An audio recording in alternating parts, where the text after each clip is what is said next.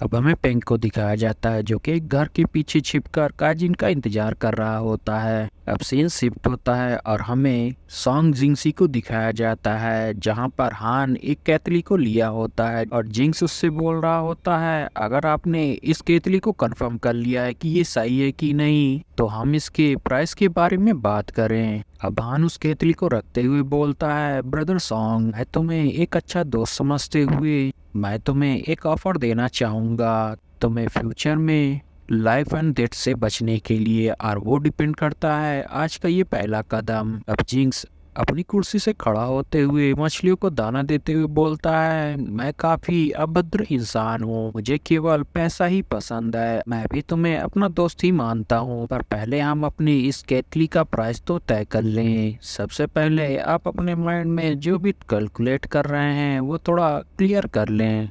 और ये बात सुनकर हान गुस्सा होने लगता है। अब जिंक्स मुड़ते हुए बोलता है, तुम्हारे पास दो ऑप्शन है दांव लगाने के, अगर तुम्हें ये पसंद आए तो सिर हिलाना और नहीं तो यहाँ से चलते बनना। बस सुनकर हान कहता है, ठीक है, मैंने तुम्हें जो पेंडेंट पहले दिया था वो मेरी तरफ से एक गिफ्ट समझना। और ऐसा कहकर उसकी टेबल पर पैसे से भरा एक पोटली रख देता है। कहने लगता है, ये गोल्ड से भी ज्यादा वैल्यूबल मनी है। ये देखकर जिंक्स थोड़ा सोचने लगता है। वहीं हान बोलने लगता है, किसी ने कहा था कि अच्छा पानी हार्वेस्ट के लिए इस्तेमाल किया जाता है। अब जिंक्स बोलता है, तुमने अपनी बात पूरी कर दी? तो वो कहता है, हाँ। अब ये बात सुनकर जिंक्स गुस्सा होते हुए उसकी तरफ चाय फेंकता है और कहने लगता है, तुमने मुझे बेवकूफ समझ रखा है। इमोर्टल के पास काफी बेहतरीन चीजें होती हैं, तुम उसे ना देखकर मेरे साथ मजाक कर रहे हो। अब ये देखकर वो काफी गुस्सा हो जाता है और हान अपनी उंगली की पावर से ही जिंक्स के लॉन्गेविटी ब्रिज को तोड़ने लगता है। अब इसकी वजह से उसकी हालत काफी खराब होने लगती है। अब हान उससे बोलता है, तुमने मेरे पहले ऑफर को ठुकरा दिया, इसलिए मैं अब बाहर जा रहा हूँ, पर मैं बाहर जाते हुए तुम्हारे 24 टुकड़े कर दूंगा जिसे मैं माउंटेन फ्लूट के रूप में बेच दूंगा। अब जिंक्स हंसने लगता है। ये देखकर हान कहने लगता है, आखिर तुम हंस क्यों रहे हो? तो जिंक्स उससे बोलता है, तुम तो सच में एक माउंटेन के फेरी निकले। अब मैं अपने भविष्य के बारे में सोचता हूँ तो मैं भी तुम्हारी तरह अपनी उंगली की झटके से काफी सारे लोगों को मार सकता हूँ। और ये जानकर मुझे काफी खुशी हो रही है। भान फिर से अपनी उंगली को टेबल पर रखने वाला होता है, तभी जिंक्स कहता है, मेरी दो कंडीशन है। पहली, तुम इस केतली को रख सकते हो, पर इसके बदले में मुझे इसी के बराबर का कोई दूसरा ओल्ड आइटम चाहिए और मुझे फर्स्ट जनरेशन का गोल्डन कॉइन चाहिए। ये बात सुनकर वो कहने लगता है, ये तो डिपेंड करता है कि ये ट्रेजर काम का है कि नहीं। अब हान उससे दूसरे कंडीशन के बारे में पूछता है तो जिंक्स उससे बोलता है, मुझे किसी का मर्डर करवाना है। अब हमें पिंक के हाउस को दिखाया जाता है जहाँ पर याओनिंग अपनी आंखें खोल लेती है क्योंकि वहां पर जीयुई बिना दरवाजा नॉक किए अंदर आ जाती है और पिंक के सारे ही खाने पीने के सामान को देखने लगती है। तभी वो याओनिंग को शॉक होते हुए बोलती है, यहाँ पर तो रेयर ही कोई गेस्ट आता है, आखिर सिस्टर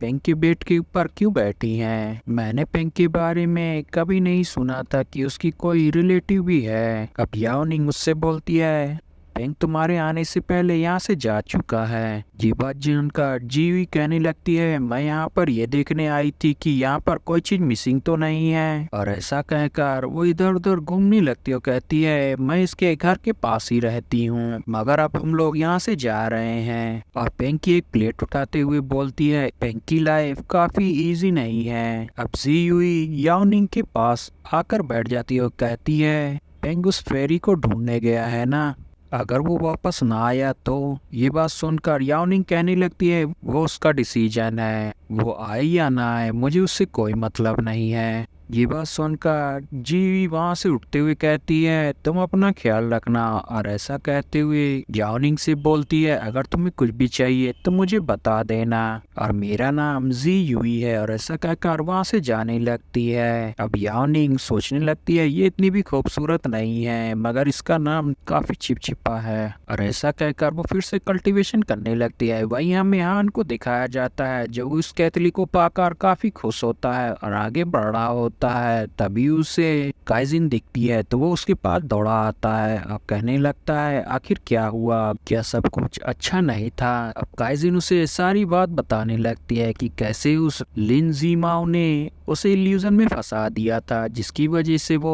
गुशेन को अपना डिसाइपल नहीं बना पाई। अब वो हान से बोलती है कि यहाँ पर मैजिक इस्तेमाल करना बैंड नहीं है, हमें यहाँ पर हेवनली डाओ के द्वारा इस टाउन में दबाया जा रहा है। जिसके पास ज्यादा कल्टीवेशन है वो उतना ही स्ट्रोंग होता है, मगर जो यहाँ पर आते हैं उनके पास कुछ हिडन ट्रिक्स होती हैं। ये बात सुनकर हान कहता है वो तो है, लियो जीमाओ से हम क्या आशा कर ही सकते हैं, वो हमारी तरह नहीं हो सकता। हमें जो मिशन मिला था हमें उसे पूरा करना था, उसमें हम फेल हो या पास वो तो सिक्ट के ग्लोरी के ऊपर निर्भर करती है। अब वो दोनों गांव के बाहर आ जाते हैं जहां वो लोग देखते हैं कि उस गांव के ऊपर काफी घने बादल छाए हुए होते हैं, जिसे देखकर वो लोग कहने लगते हैं लियो जाओ ने यहाँ पर एक मैजिकल एरे बना दिया है। अब हान बताता है कि शायद से हमने जो कुछ भी बोला वो लियो जाओ ने सुन लिया होगा। ये बात सुनकर काइजिन बोलने लगती है लियो जाओ जरूर ही मुझसे अपनी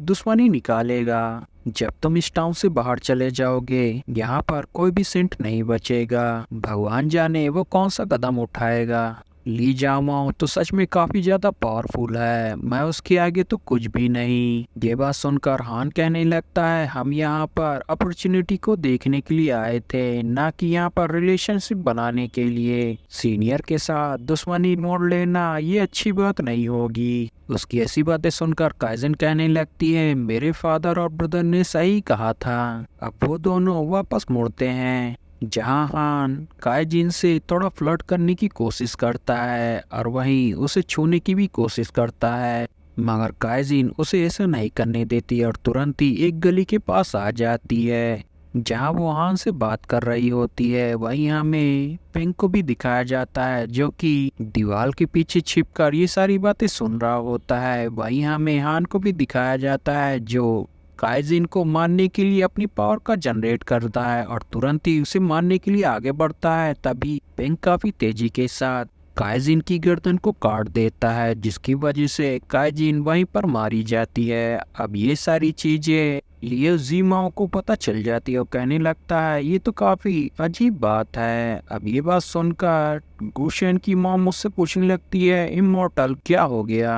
अब लियो जाओ उससे बताता है कि मैंने एक सीक्रेट टेक्निक का इस्तेमाल किया था जिसे वो काइजिन के द्वारा मारा जाता और मैं गुशेन से पेंग का रिलेशन खत्म कर देता, मगर पेंग ने काइजिन को ही खत्म कर दिया। अब ये जानकर गुशेन की मॉम शॉक हो जाती है। अब लियो जाओ हंसते हुए बोलता है चिंता मत करो, मेरे पास इसका बैकअप प्लान भी है। अब गुशेन की मॉम कहने लगती है मास्टर मेरा बेटा तो आपका डिसाइपल बन चुका है, क्यों ना पेंग को छोड़ दें। ये बात सुनकर लियो जाओ काफी गुस्सा होता है और कहता है चुप हो जाओ और कहता है तुम तो बहुत जल्दी पिघल गई, जब मैं पहले मिला था तो तुम्हारा और मेरा मकसद एक ही था कि उसे हम मार दें। अब तुम मेरे सामने एक बुद्धिस्ट बन रही हो, तुम्हें शर्म आनी चाहिए। और ऐसा कहकर हंसने लगता है और अपने बाउल में देखते हुए बोलता है यहाँ पर भी काम स्टार्ट हो चुका है। अब हमें गुशेन को दिखाया जाता है जिसके आसपास काफी सारी ब्लैक शैडो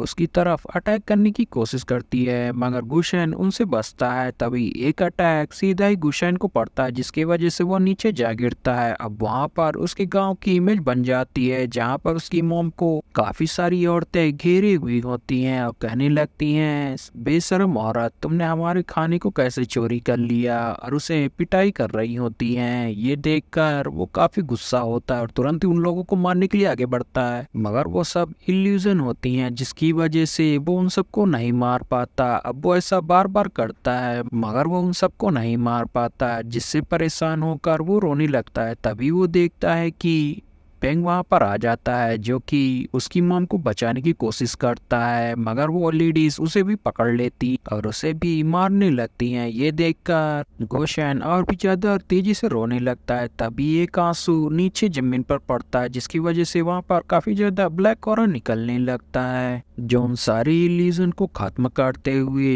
उसे चारों तरफ से घेर लेता है। अब वहाँ से एक काफी बड़ा मॉन्स्टर उसकी तरफ आता है जिसे देखकर गोशेन उससे बोलता है मेरी मॉम को मुझे वापस कर दो। अब वो जैसे ही शैडो उसके पास आती है गोशेन उसे एक पंच मारता है। अब वो शैडो खत्म हो जाती है और तुरंत ही उसके हाथ में उसकी फिश आ जाती है। अब वो अपने आसपास देखता है तभी वहाँ पर काफी सारे शैडो उसका पीछा करने लगती हैं जिसे देखकर वो तुरंत ही दौड़ने लगता है। तभी वहाँ की जमीन फट जाती है और वो नीचे गिर जाता है और वो सारे ही शैडो उसको लगने लगती है जिसके वजह से गोशेन नीचे जमीन पर गिर जाता है।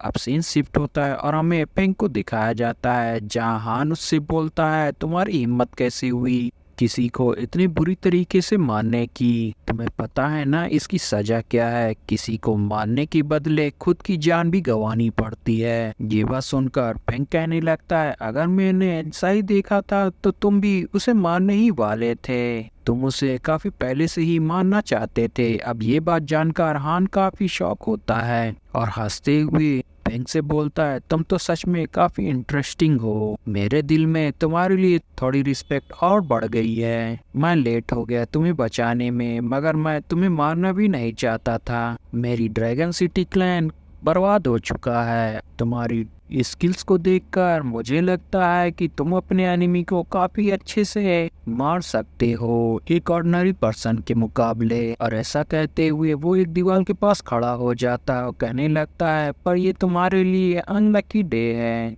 ऐसा कहकर वो अपने हाथों से दीवार पर नॉक करता है जिसकी पावर की वजह से पेंग के मुंह से ब्लड निकलने लगता है। अब हान तेजी से पेंग के पास आता है और अपने हाथों से एनर्जी जनरेट करके उसके ऊपर अटैक करने वाला होता है। तभी पेंग ये देख लेता है और तुरंत ही वहां से हट जाता है। अब पेंग उसके ऊपर लगातार अटैक करने लगता है मगर हान भी उसके सारे अटैक को डॉज करता रहता है। अभी वो पेंग का हाथ पकड़कर उसका एक हाथ तोड़ देता है जिसे देखकर पेंग तुरंत ही दूसरे हाथ से उसके ऊपर अटैक करता है और ये देखकर हान तुरंत ही उसे एक किक मारता है जिसकी वजह से वो एक दरवाजे के पास जा पहुंचता है। अब हान उसकी तरफ अटैक करने के लिए आता है मगर पेंग वहां से हट जाता है। अब हान उसके ऊपर फिर से अटैक करता है मगर पेंग उसकी अटैक से बचते हुए उसके ऊपर काफी सारे मटके से अटैक करने लगता है मगर हान उसको भी तोड़ देता है। तभी एक मटका जैसे ही वो तोड़ता है उसमें से काफी सारी धूल निकलती है जिसकी वजह से वहां पर धुंध हो जाता है। अब इसका फायदा उठाते हुए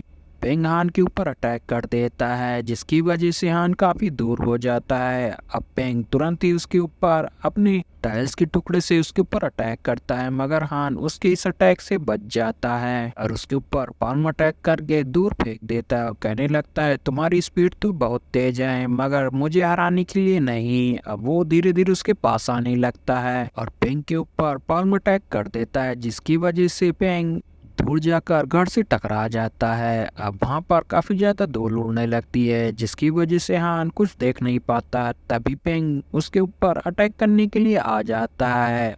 अब वो उसे मारने ही वाला होता है तभी हान अपने स्पिरिचुअल स्नैक से उसे जकड़ लेता है और पेंग से बोलता है ये अंडरग्राउंड सोल मेरे बैकअप प्लान के लिए रहता है, मुझे उम्मीद नहीं थी कि मुझे तुम्हारे लिए इस अटैक का भी इस्तेमाल करना पड़ेगा।